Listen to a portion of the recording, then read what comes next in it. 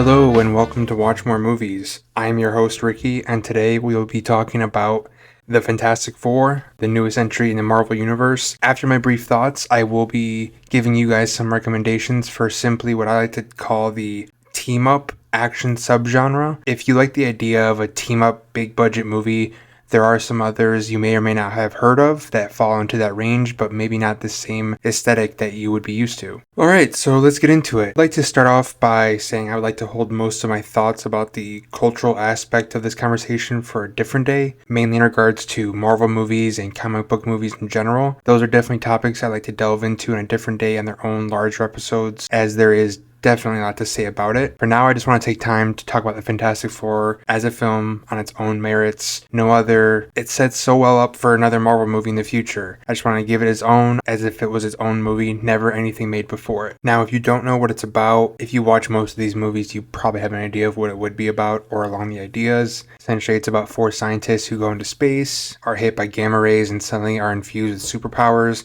and have to defeat a giant big evil villain. Compared to most Marvel stuff nowadays, I didn't hate it. Just like most Marvel movies though nowadays, it's really just enjoyable. It's decent, it's alright. The retro 60s Jetsons-like sci-fi aesthetic does work. For the most part, the cast work in their roles, minus maybe a few exceptions. My biggest gripe with this, and maybe for the case of 90% of these big budget comic book movies today, is that it puts a lot of fan service and stylistic choices first before deepening the story. There are interesting ideas with, the main two characters, Reed and Sue, dealing with becoming parents with these powers, but it sort of just becomes redundant without exploring why they're so worried or why they have this feeling of bringing this child into this world, their powers affecting it. I guess just to kind of zigzag between negatives and positives, some of the highlights I think were, I forgot how to pronounce his name, Eben Moss-Bachrach as Ben Grimm and Vanessa Kirby as Sue Storm. They were really good in their roles. They seemed to really fit well with their characters and didn't feel very out of their element. Pedro Pascal I don't feel like was miscast per se. I just don't feel like he was either the best choice for the role or he just wasn't utilized properly. There were moments where I did think he did very well in that role.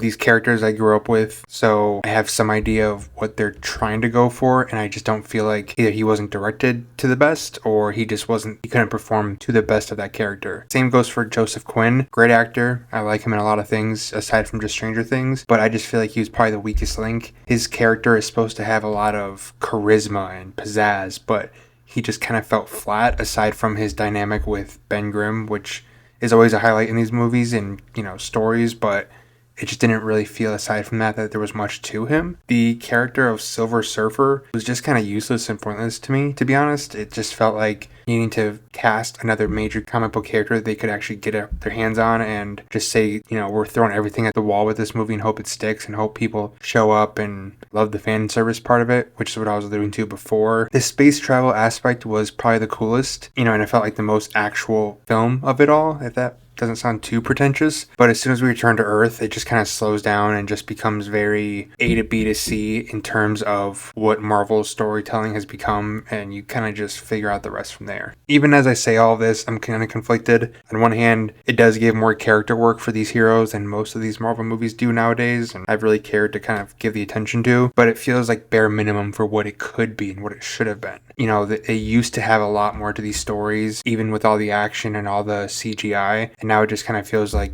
copy and paste, just with different characters and different villains, and it's just kind of the same story. So as great as it could have been, it was passable. It was decent.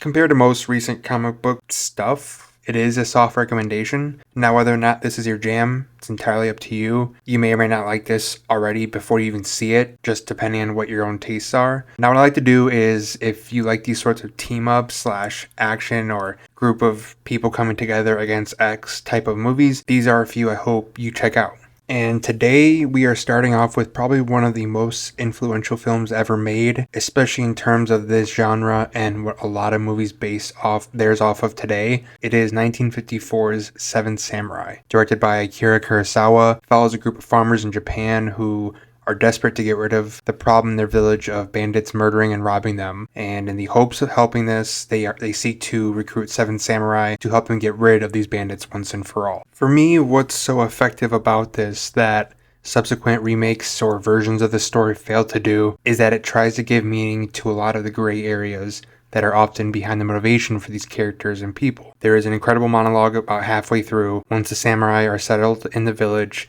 and one of them finds stashes of old samurai armor and weapons already hidden in the village. The whole monologue is given by one of these 7 samurai who is quite a bit more skeptical of the villagers and has his guard up of not wanting to put himself in danger. There is such a tragic blanket of fear in him, even if it comes off rash, that as the film progresses, you understand his and the other samurai more and why they're doing this, why they're hesitant. Even if they're not on the same page, they are still doing it for their own reasons. Good or maybe not so great reasons, but they still do it. I mean, one can talk about the technical aspects of this movie all day long.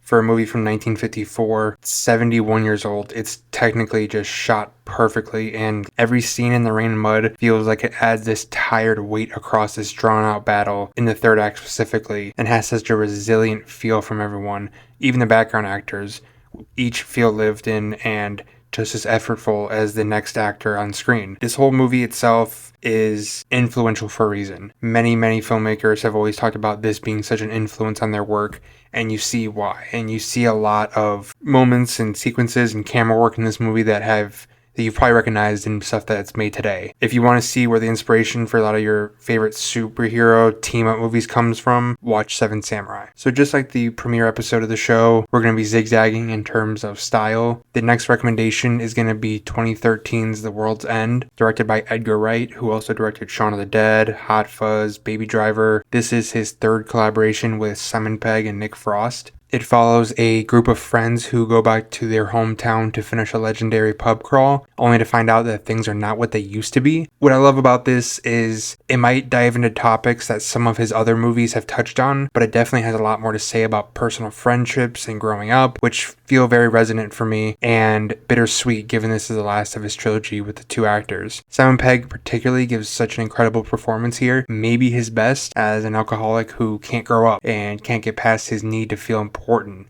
at his most fragile time, young adulthood before leaving school, while he's currently in his most fragile state as someone about to hit their middle-age crisis and just can't get back to the best times of his life. The action is quite fun, if a bit chaotic and shaky.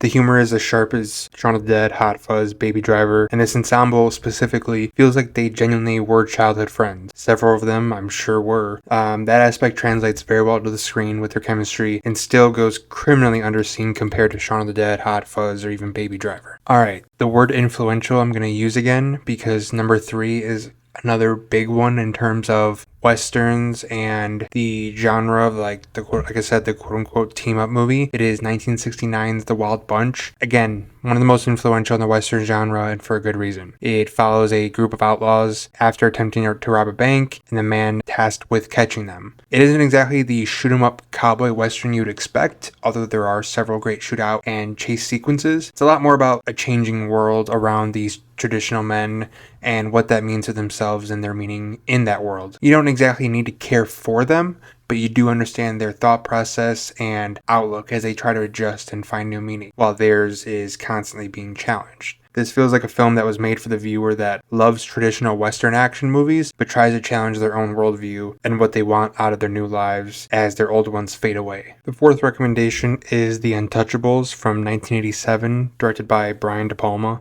This is definitely more accessible than some of the other ones. It follows Elliot Ness and his 3 other recruits in Chicago as they try to take down Al Capone at the height of his powers during the Prohibition era. It really is, in a no shade at all, great popcorn flick with actual effort put into it. It doesn't attempt to be abstract or, pretentious with themes of right or wrong, but it tells this story and is entertaining while doing it. Robert De Niro is great, maybe if not fully transforming like he normally did in this era. The rest of the cast are solid, but really it's just a good breeze of a film that's thrilling and entertaining. If you like cop and mobster movies, this is a really good one to check out if you haven't seen it before. The 5th and final recommendation is another one of these recent first-time watches for me that I think skyrockets on a list that I like to call I Can't Believe and Am Upset That I Didn't See This Before. It's 1977's Sorcerer, directed by William Friedkin, famed for The French Connection, The Exorcist, amongst many other things. It follows 4 men on the run from the law, all for very different reasons, who flee to a village in Central America and are tasked to do a job in order to obtain their citizenship in this country. This is an unconventional quote-unquote team-up movie, especially in its structure. It's an actually incredibly loaded film in a very complimentary fashion. It doesn't take the team up idea and load it with shootouts and explosions for the sake of it, although there are ones in it that are incredibly impactful to the story. It's mainly focused on the tension of their goal and their task, and doesn't try to throw bullets at you just to get some noise in there and keep your attention.